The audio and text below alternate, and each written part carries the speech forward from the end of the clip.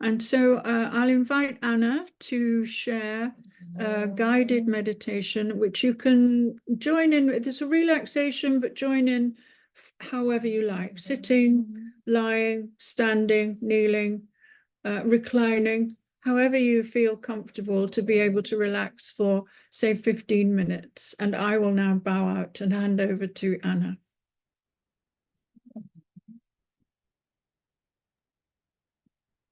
Dear all, good morning. Taking the opportunity now to settle into the body. If you are in a sitting position, making you comfortable. And if you are laying on the floor, practicing Shavasana with your legs outstretched, arms a little away from your body, palms up, fingers relaxed. You may, if you feel safe, close your eyes and take a slow, smooth, deep breaths. And then let your breath fall into its natural rhythm. Bring your awareness to the breath in your nostrils or the rising and falling of your abdomen. If your mind begins to drift and dwell on thoughts or sounds, gently return it to the sensation of breathing. Try to be fully present to your body. As you exhale, feel your body become softer, heavier, more relaxed.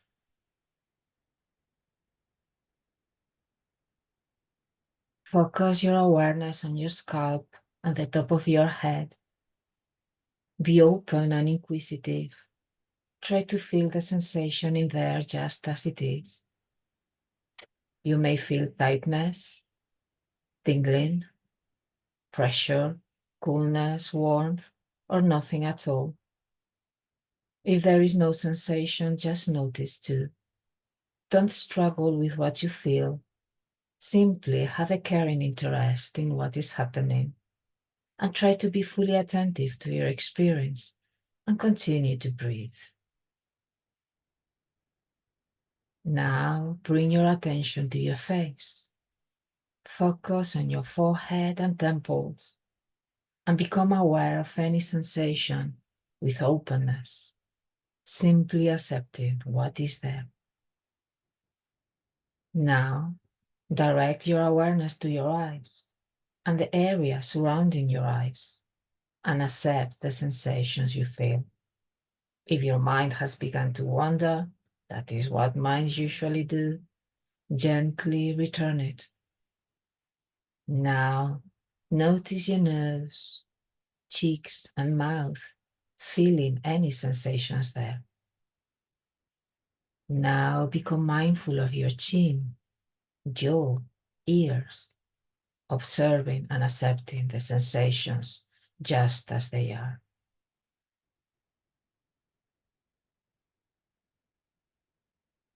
Move your awareness now to the back of your head and the top of your neck. Notice if there is tingling, a stiffness, coolness, warmth, or no sensation at all. Just take note of whatever you feel and let that be okay, with allowance and acceptance, for that is how you feel right now. Be aware and open to whatever you sense. Allow your attention to move down your neck and throat and to the top of your shoulders.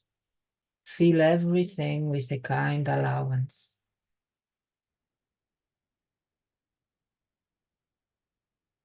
Now, bring your awareness to your arms. Feel the inside and outside of your upper arms, noticing any sensations.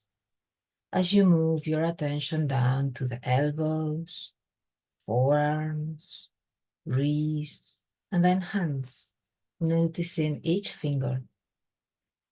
Feel every sensation, every bit of tension, tingling, numbness, warmth, or coolness. Don't struggle with what you feel. Simply have a caring interest into what is happening. Try to be fully attentive to your experience.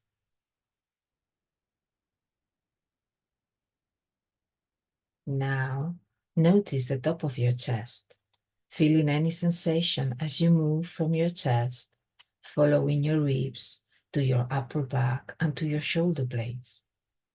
You may feel comfort or discomfort or nothing much at all. Accept whatever is there with gentleness and kindness.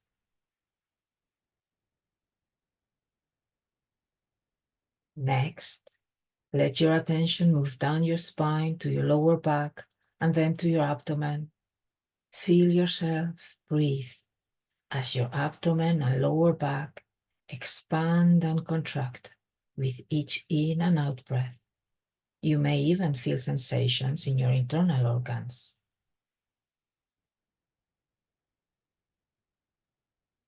Move to your hips. And if your mind has begun to drift, gently, very gently, refocus your attention on hips. Accept each sensation as it is, just observing. Bring your attention to your upper legs. Feel the muscles and skin on your inner thighs, and then the muscles and skin of your outer thighs. Slowly scan downward to your knees. Feel every sensation. Be aware of everything and continue to breathe. Continue to move your awareness down your legs to your shins and then your calves, noticing any pleasant or unpleasant feelings. Be mindful as you give attention to your ankles and heels, to the tops and soles of your feet, and finally to your toes. Try to feel each toe.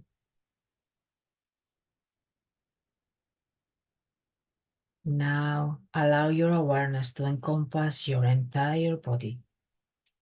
Feel the sensation of being alive in this moment. Maybe you will feel more relaxed with a sense of well-being. Really feel and be aware of the sensation of being alive in this moment.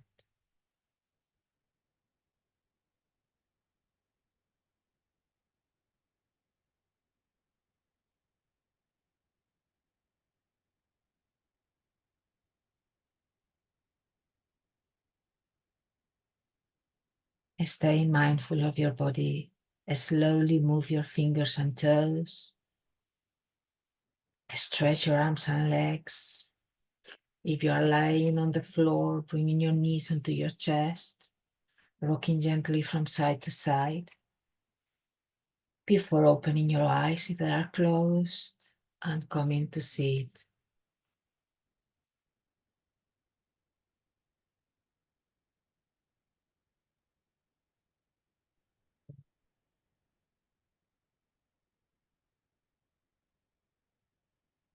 Ah.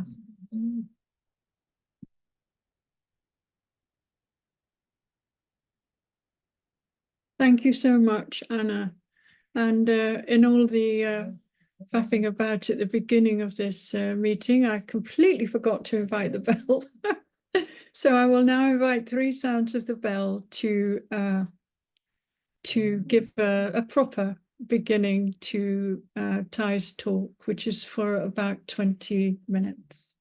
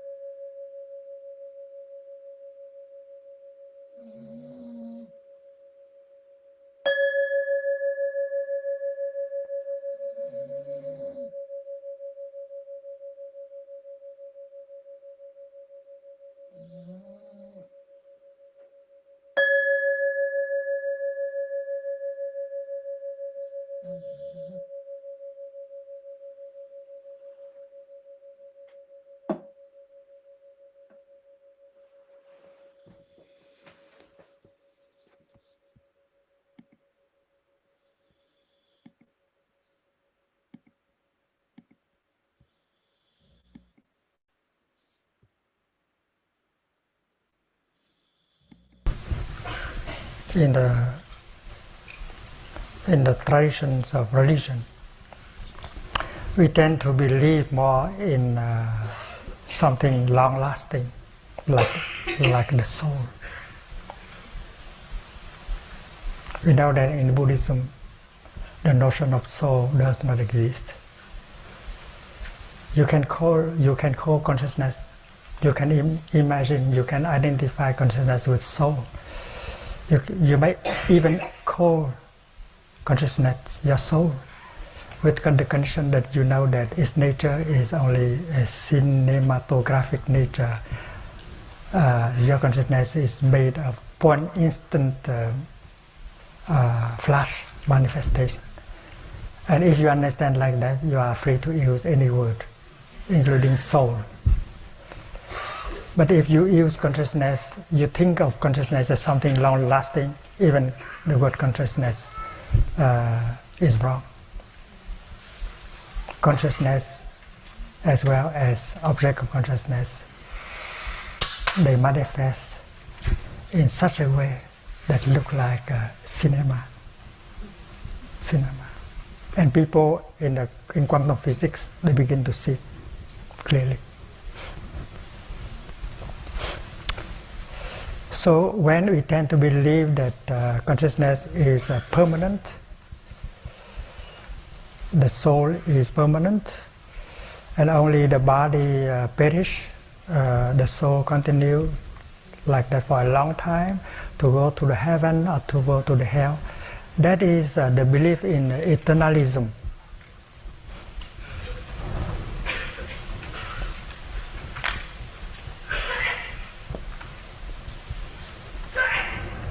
Thường kiến,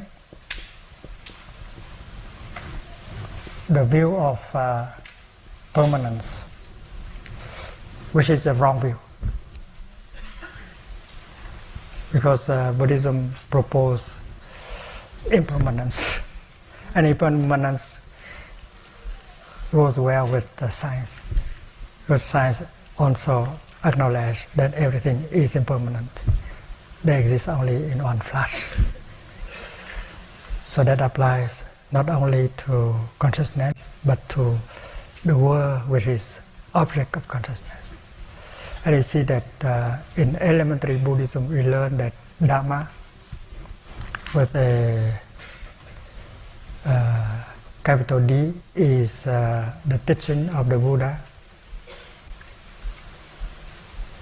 But dharma with a simple D, it means object of mind,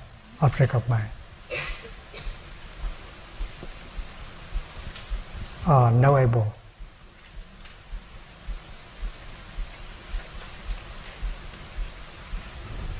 Object of mind. So we know that the world is, first of all, object of mind. That is something we can be sure of. And whether the world exists by itself, alone, we cannot be sure. But we can be sure that it is the object of mind. The sun, the moon, the earth, the cosmos, the galaxies, they are all objects of mind. And our body also are object of our mind. And our mind also is object of our mind. So there is possibility to investigate on the object of our mind. And when we understand the object of our mind, we understand our mind. Because the mind and the object of mind, they are. One cannot be with the other. So a right view should transcend the view of eternalism. So a permanent, immortal soul is something that cannot be accepted either by good Buddhists or good scientists.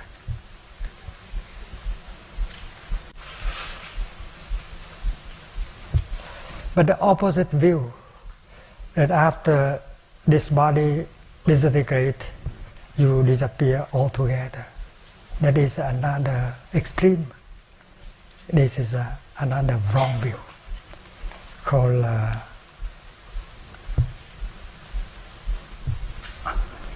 alienation.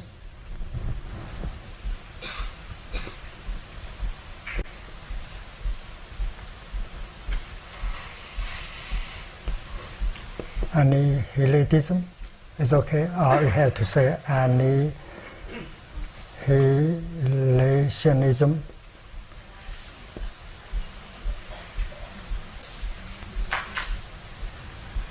Which one is good? Second one? Annihilationism. So this is one is good.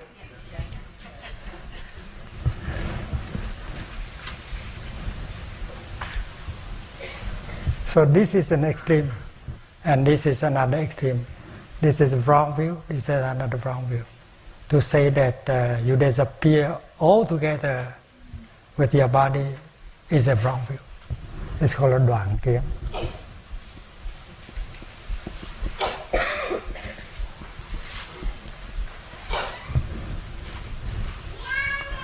So as a student of Buddhism, you are not caught in both views. And rebirth, continuation, should be understood in the light of no eternalism, no annihilationism.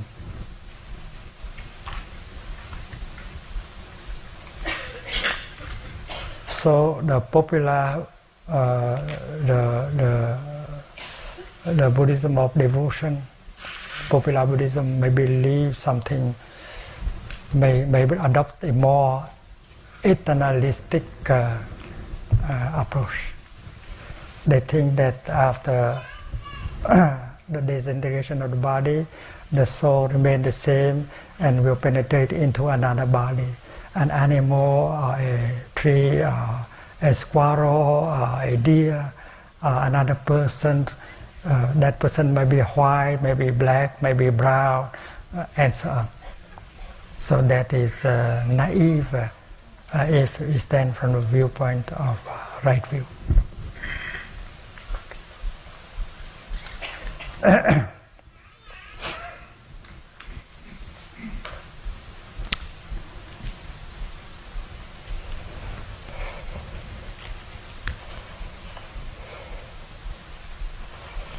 So to say that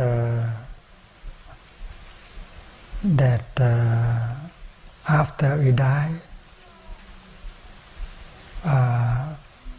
we continue the same person in different forms of life, that's not deep Buddhism, and that is not scientific, because impermanence always changing. The cinematographic nature of body and mind do not allow such a kind of thinking.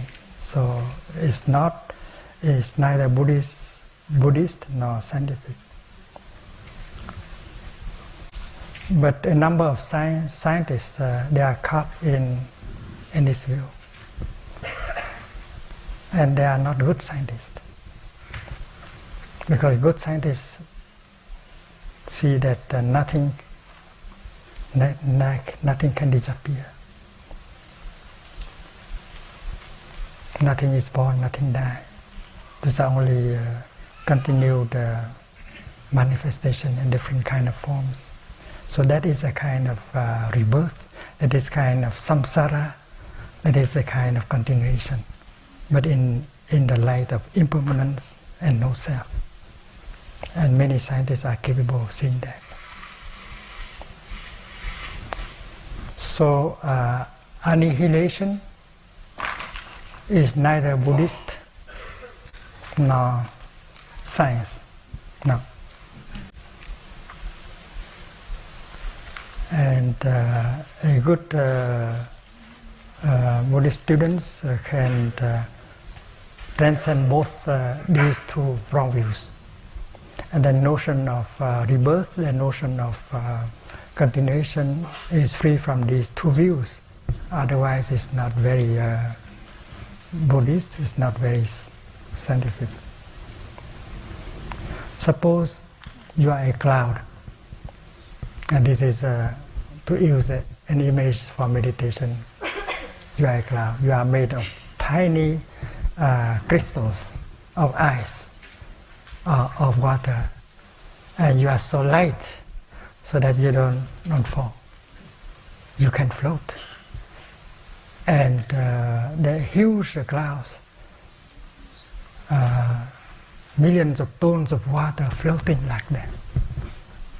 And there is interaction, collision between these tiny crystals of ice, and they may become one big piece of ice and fall down. A big drop of water and fall down as rain. But maybe halfway you encounter a block of hot air, so you evaporate again and you come up again. You go down, you come up again, you go down, you come up again. So transmigration, reincarnation, rebirth is taking place always in the cloud. A cloud does not need to become rain in order to have a new life. A cloud has a new life every moment. So rebirth, continuation take place with us in the same. Because every moment we produce thought, we produce speech, and we produce action. And that action will have an effect on us and on the world, and that is our product, our karma, our action. Karma is a very important term.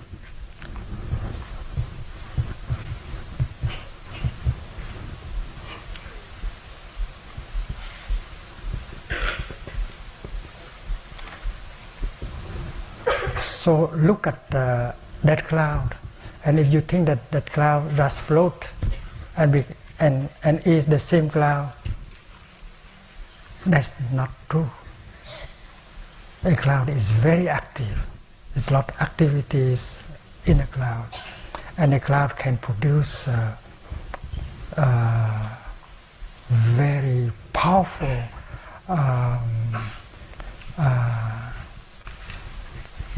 energy. The electric light produced by a cloud can destroy many things, can go very quick. It's hotter than the heat created by a cloud is hotter than heat in the sun.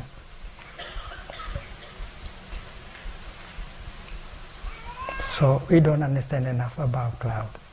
We have to learn more about clouds. And clouds are impermanent, and a cloud is very active. And birth and death, continuation, rebirth and rebirth, and birth and rebirth continue always, every moment in the cloud. And that will be helpful because we are like a cloud.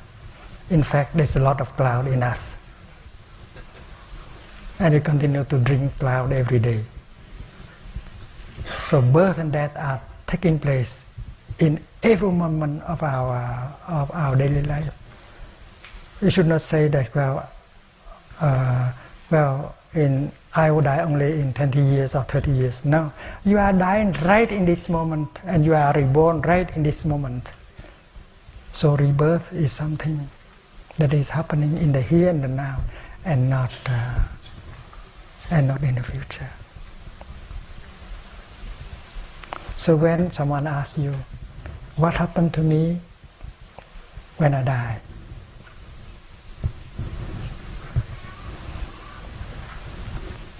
And you may help him or her by asking back a question, what happened to me in the here and the now?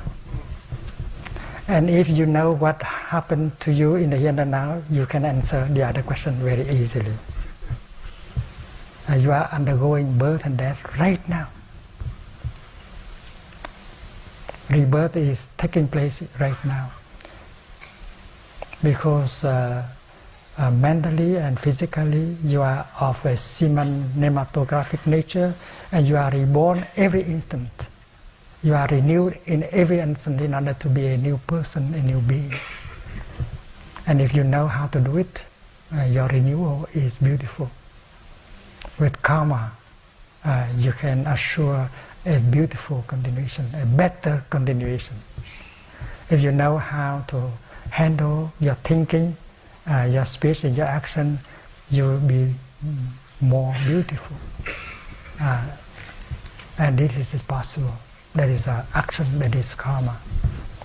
So the fact is that you don't need to wait until you die in order to see what happened to you. Look in the present moment, and you see that birth and death are going on in you at every moment, both in your body and in your consciousness. And if you really know what is going on in the present moment, the other question will be answered very easily. It's the same kind of answer.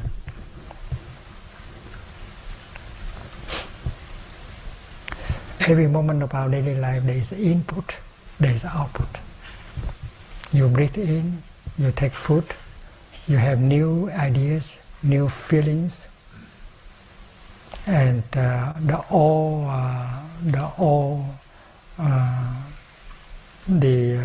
is output also. There are things that go out from you in terms of body, urine, air, water, and so the cosmos is going through you and renew you, and you are returning other things to the cosmos. You are renewing yourself at every moment. So birth and death does not wait. It is happening now, in the present moment. Suppose one part of the cloud is able to transform itself into the rain and fall down and become part of a river. And the rest of the cloud was looking up from the sky and see its continuation down here on earth. And it can have a good journey down there.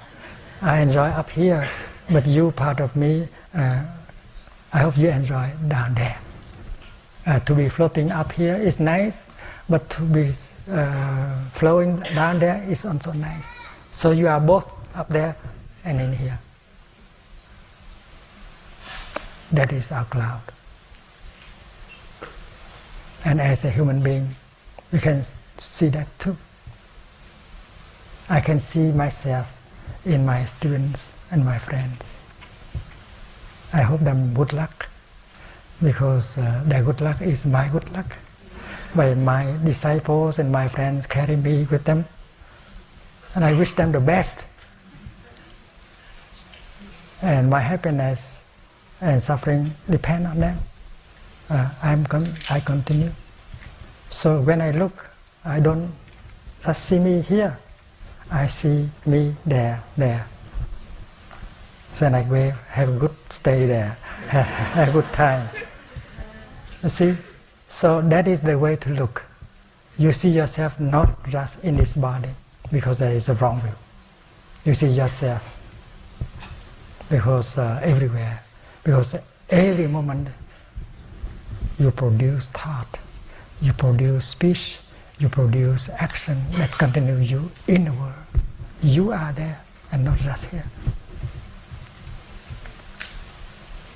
So the other day, our friend from Thailand asked me, Thay, what happened when you die? He said to me, he said, Sushit.